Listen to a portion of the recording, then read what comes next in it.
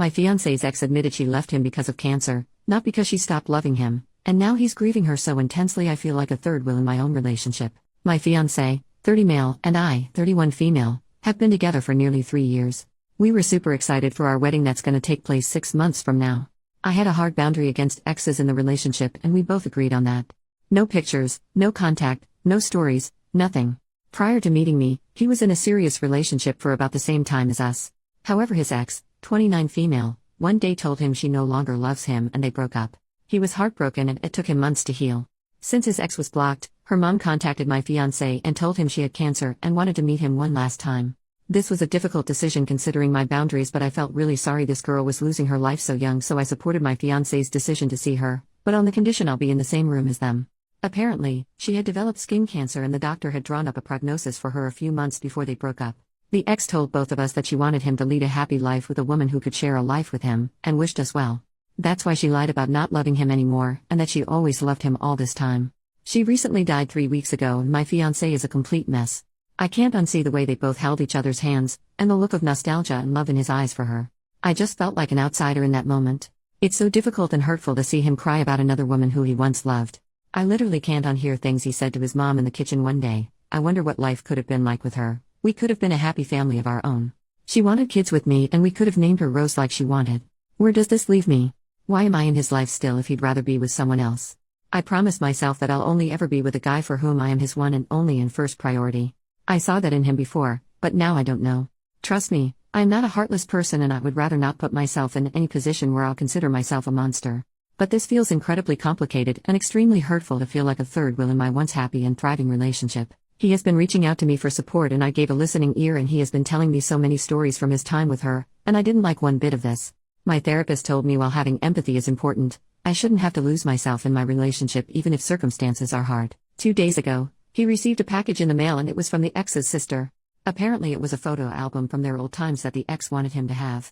My fiancé held it so gently and even teared up little. And I literally broke down on the floor crying, having a panic attack. I think I almost unloaded all of what I've been feeling, the third wheel, the unfairness of the whole situation based on what my boundaries around exes had been, my anger at the ex for inserting herself in our lives for no good reason when both of us were literally so happy with how things were panning out regarding our wedding, questioning where his loyalties lied, and I think I did it in one of the most hurtful ways. I told him that we need to pause our wedding plans for now and wanted a week or 2 off to think about our relationship. I'm at my sister's place and haven't been able to sleep or eat properly ever since. It's almost as if I'm falling out of love with my fiancé and he has been calling me and texting me nonstop. I feel so guilty right now. He had self-destructive tendencies years ago and I am afraid I might trigger that. He says his ex already died and it's gonna break him if I left him too. If I left him too? Emphasis on the two, I'm just done. What the heck am I supposed to do? TLDR, I had a boundary against exes in our relationship, but my fiancé's ex, who had cancer, wanted to meet him one last time. I agreed on the condition that I would be present. During the meeting, I saw their lingering affection and heard him express regrets about their past. Now I feel like a third wheel and question his loyalty. I've asked for a break from our wedding plans and I'm struggling with my feelings. He's been reaching out, but I'm afraid of triggering his past suicidal tendencies. I'm feeling guilty and unsure about our future.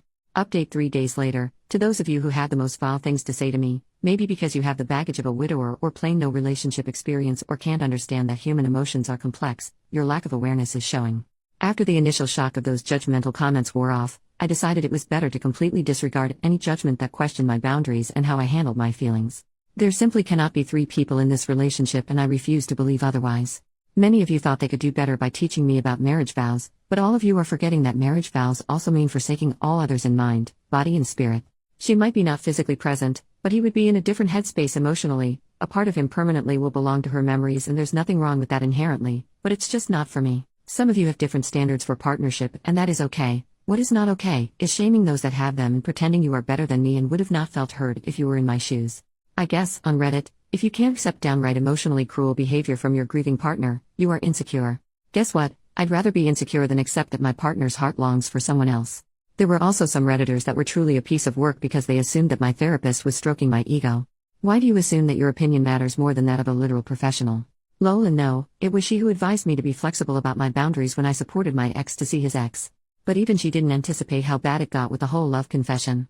Everyone who says that I am jealous of a corpse or competing with a dead person, I think you're ignoring the elephant in the room. Like, these phrases don't even make sense to me.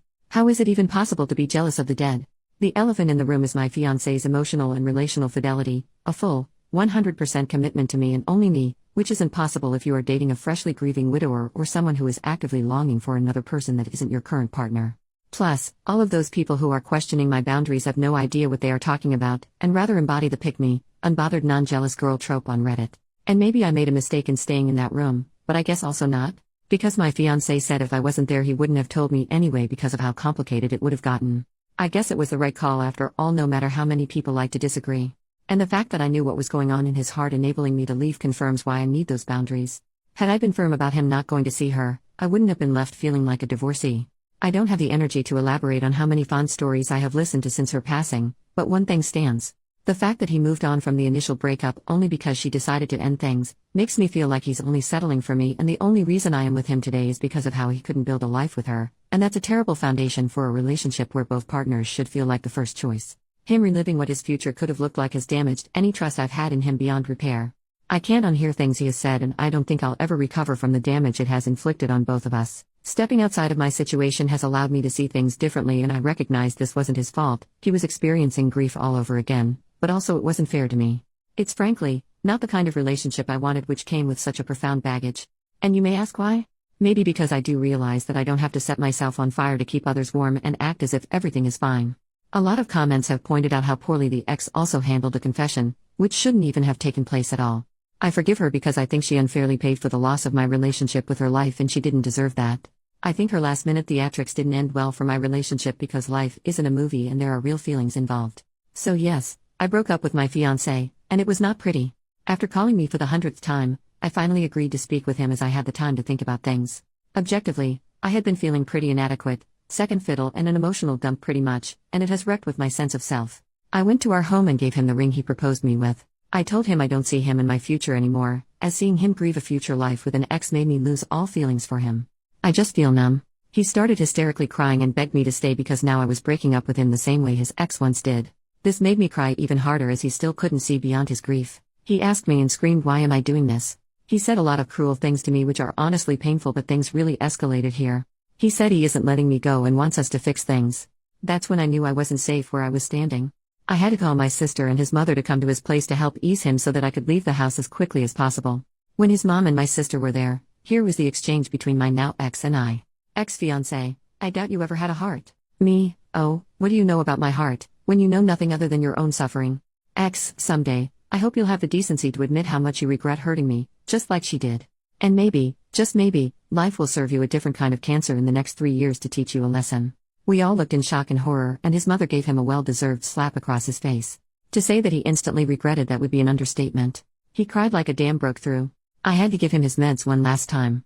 My sister muttered, "I hope you are ashamed of yourself," and grabbed my arm and took me out of the house. I might just look for welfare checkup for him as soon as I've gained some sanity and sense of normalcy. I care about him still as a person and certainly don't want to demonize him anymore, but this is not the man I fell in love with. I guess I have to stay single for a while and find someone actually worthy of my time.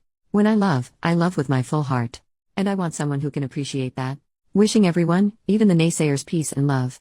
I'm going to be logging off Reddit to take care of my mental health now. I'm wishing love and peace to all who cared.